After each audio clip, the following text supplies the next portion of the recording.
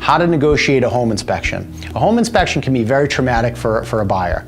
The best thing that you can do is have a really good idea going in of some of the issues with the home. That's also why it's good that you've seen several homes prior to putting in an accepted offer on one of them, because no home is perfect. So what you should do is you should have a good idea of the types of problems that you can expect in your selected town and price range, and with that house. You want to have a very thorough viewing of it.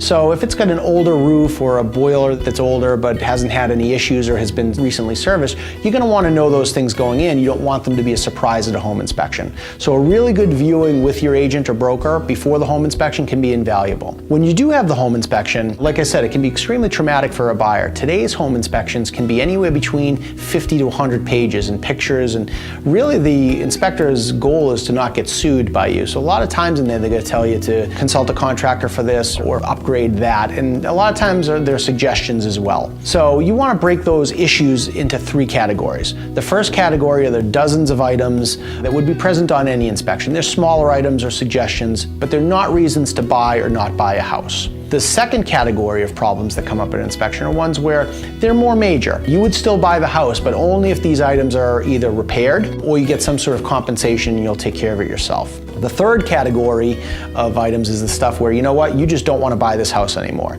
And obviously a properly written offer gives you the right to be the only person that decides if that's the case. If you do have issues that you have to negotiate with the seller, you want to frame it appropriately to the seller. You want to give a good reason for why you're asking them to take money off, give you a credit, or to repair these items. If you do frame it correctly, you have the best chance of getting the most out of a seller, and ultimately you want to work them down on the initial price as much as possible, and if you can get more concessions out of them at an inspection, great. And the way to fix that, there are two different ways to fix inspection problems. Number one, you can have it written into the contract that the seller will conduct the repairs for you. You and your attorney just want to make sure that those repairs are done by a licensed person and done with permits and completed prior to the sale, because you and your bank will need to verify that they've been done correctly. The other way that you can do it is you can just ask the seller the credit or a reduction in the price.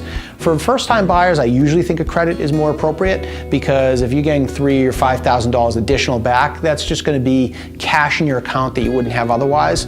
So there's a couple of ways to negotiate a home inspection, and an experienced agent or broker can give you the best chance to get the best deal after an inspection.